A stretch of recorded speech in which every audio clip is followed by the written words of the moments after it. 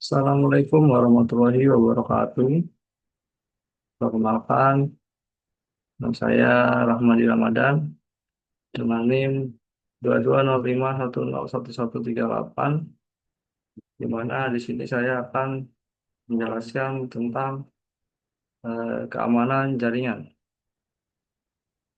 Yang pertama, mari kita lihat karena penerapan keamanan jaringan dasar konektivitas jaringan data lokal, di mana pentingnya keamanan jaringan seperti LAN, yaitu LAN merupakan jaringan lokal yang merupakan tulang punggung dari aktivitas di rumah, sekolah, kantor. Nah, namun masalahnya adalah semakin tingginya konektivitas, semakin besar resiko keamanan datanya. Nah, maka dari risiko tersebut, jika tidak aman, maka data pribadi atau data bisnis dan paspor bisa dicuri oleh pihak yang tidak bertanggung jawab. Tujuannya adalah untuk memahami cara melindungi data dan perangkat dari ancaman siber tersebut. Nah,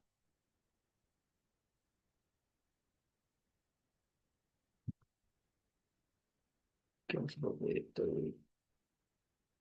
Kemudian di mana pencurian data itu kan bisa berupa foto, video, dokumen penting, bisa dengan orang lain. Terus untuk kerugian finansialnya, jika ini terjadi di kantor, data bisnis bisa bocor, jadi seperti itu. Kemudian ada privasi terganggu, seperti itu.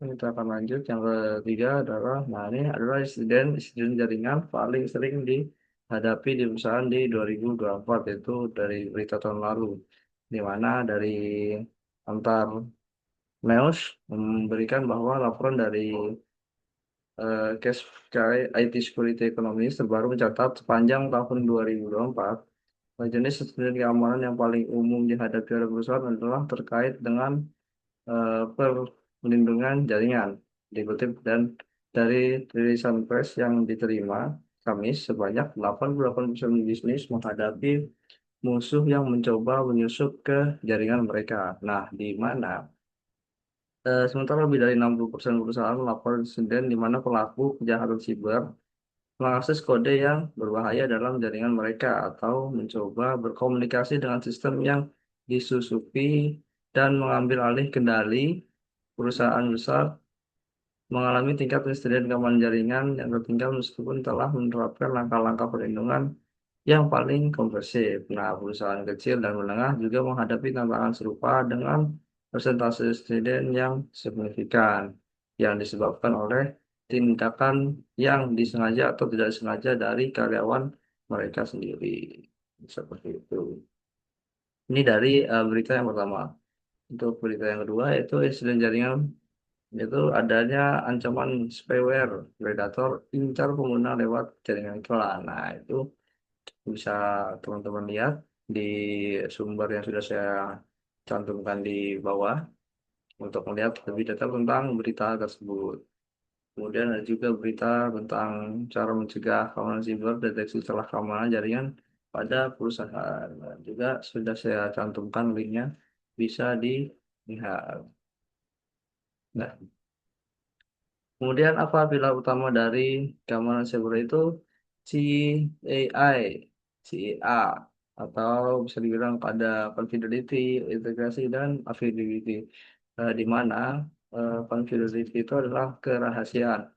Nah, kerahasiaan tersebut merupakan tentang privasi, yaitu hanya orang yang punya izin yang boleh lihat data, contoh nilai raport, atau hanya boleh dilihat oleh kalian, oleh guru, dan juga orang tua lain. Nah, tidak boleh diakses. Nah, contoh itu. Kemudian yang kedua ada integrity atau integritas, yaitu ini memahami data itu asli dan tidak diubah-ubah oleh si peretas atau hacker. Nah, di tengah jalan, contohnya seperti jika kalian mengirim pesan, saya transfer 10.000. Nah, jangan sampai diubah hacker menjadi kayak misalnya saya transfer 1 juta. Nah, seperti itu. Itu harus yang menjamin data itu asli dan tidak diubah. Kemudian yang terakhir yang ada availability atau ketersediaan di mana sistem itu harus selalu siap saat dibutuhkan. Kalau jaringan kena serangan sampai down atau lemot parah sehingga tidak bisa dipakai kerja, nah berarti kan aspek itu terganggu gitu. Nah, aspek availability-nya harus dipertanyakan gitu, seperti itu. Nah, kita lanjut yang ke ya, kemudian ada ancaman keamanan lokal, eh, ancaman keamanan jaringan lokal. Nah, di mana ancamannya itu bermacam-macam ya. Ada 4 di sini yang saya tampilkan, dan kita itu harus kenal dulu dan agar bisa waspada. Yang pertama ada malware. Nah, malware ini perangkat lunak jahat yang isinya itu bisa virus yang merusak file, seljoran yang menyamar jadi aplikasi baik, atau ransomware yang mencuri data kita lalu kita dimintakan tebusan. Nah, untuk yang kedua adalah hacker itu adalah orangnya yang sengaja mencari celah menyusup. Kemudian ada phishing. Ini terkait teknik pancingan. Misalnya kalian dapat sebuah email palsu yang mengaku dari Instagram, minta login. Padahal itu jebakan untuk mencuri password kalian yang akhirnya jika kalian masukin, maka Instagramnya akan terhack. Dan yang terakhir ada social engineering, di mana ini tuh serangan ke si pengguna, si kita, si manusianya. Eh, Misalnya kayak penipuan, mau yang minta nomor kode OTP dengan alasan hadiah. Nah, seperti itu juga termasuk salah satu dari teknik sosial engineering. Kemudian kerentanan software yaitu yang celah keamanan akibat perangkat lunak yang tidak diperbarui atau outdated. Seperti itu. Nah, firewall. Untuk firewall itu sendiri berfungsi sebagai tembok penghalang jaringan internal dan eksternal. Nah, ini adalah salah satu teknik dasar dari pengamanan jaringan. Nah, selain firewall ada apa lagi? Ada juga IDS dan IPS. Nah, itu seperti alarm maling dan kunci otomatis. IDS itu akan bertindak memberikan notifikasi kalau ada serangan, dan IPS akan mencoba menghentikan serangan itu secara otomatis. Nah, en- yang tiga juga ada enkripsi. Nah, enkripsi itu mengubah data menjadi kode acak agar tidak bisa dibaca tanpa kunci. Contohnya dari HTTPS atau SSL. Nah, enkripsi ini nih adalah teknik sandi untuk data kita diubah jadi kode acak itu. Kemudian, kalaupun data kita dicuri di tengah jalan, si pencuri kan tidak akan bisa membacanya karena tidak punya kuncinya. Nah, contohnya ketika kita buka web yang bergambar gemboknya HTTPS, nah kan lebih secure ya apa seperti itu. Jadi enkripsi berarti. Nah, nah, kemudian ada juga manajemen akses dan pemeliharaan, ada autentikasi dan otorasi. Kemudian ada juga yang pertama autentikasi dan otorasi itu menjawab kayak siapa kamu, nah lewat paspor atau sidik jari gitu. Nah, otorasi itu menjawab apakah boleh kamu, apa yang bisa kamu lakukan. Jadi kayak nggak semua orang itu bisa uh, kayak hapus data, mungkin hanya admin saja atau kau bisa masuk atau tidak. Nah, itu butuh autentikasi dan otorasi terlebih dahulu. Kemudian ada juga VPN, yaitu Virtual Private Network, di mana ini kalau kalian pakai wifi publik, misalnya di cafe gitu, nah VPN itu membuat terowongan pribadi yang aman. Jadi data kita itu tidak bisa diintip orang lain di wifi yang sama.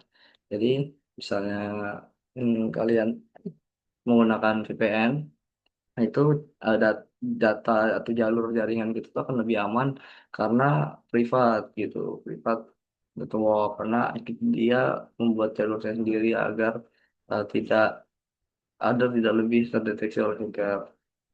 Kemudian ada juga membuat jaringan koneksi aman, koneksi. Kemudian ada juga backup rutin. Nah, backup rutin ini yaitu kita sering-sering di apa ya diremehkan gitu ya, karena backup itu sebenarnya kita kan selalu mencadangkan membackup data, file, password dan lain-lain supaya apa? Supaya kalau kena virus, data kita masih aman dan selalu update software karena update software itu biasanya menambah lubang keamanan yang baru ditemukan. Mungkin seperti itu. Kemudian ada juga implementasi eh, praktis di sini. Nah, tips mengamankan perangkat sehari-hari, di mana yang pertama ada pada router. Nah, untuk pada router kita harus aktif mengganti password ya minimal eh sebulan sekali itu mungkin cukup ya, enggak 2 minggu sekali gitu ya, karena jangan pakai password bawaan pabriknya gitu, karena biasanya admin kan, nah, itu kan gampang banget ditebak. Nah, jadi kita harus ganti passwordnya terlebih dulu untuk enkripsinya pakai WPA2 atau WPA3. Kemudian ada juga di laptop dan komputer, yaitu eh, mengaktifkan firewall bawaan.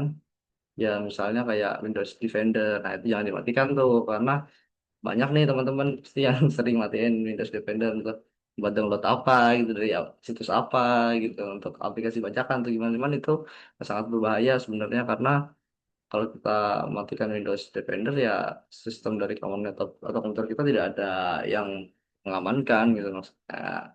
Kemudian ganti antivirus yang terpercaya. Jadi antivirus juga harus terpasang pada komputer dan laptop agar terhindarnya dari hacker yang ingin mengganggu kita.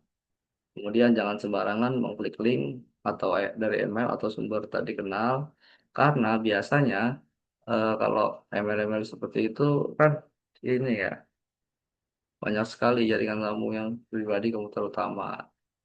Kemudian sebagai yang terakhir sebagai penutup, nah, kesimpulannya adalah keamanan jaringan adalah tanggung jawab bersama, bukan hanya tim IT, melainkan kombinasi perangkat keras firmware, perangkat lunak, antivirus, dan kebiasaan pengguna, yaitu kita sendiri sebagai pengguna, untuk menggunakan password yang kuat adalah kunci untuk pertahanan yang terbaik. Nah, kemudian yang terakhir adalah mencegah itu lebih baik daripada memulihkan data yang hilang. Mungkin seperti itu. Nah, terima kasih dari saya Rahmadi Ramadan. Wassalamualaikum warahmatullahi wabarakatuh.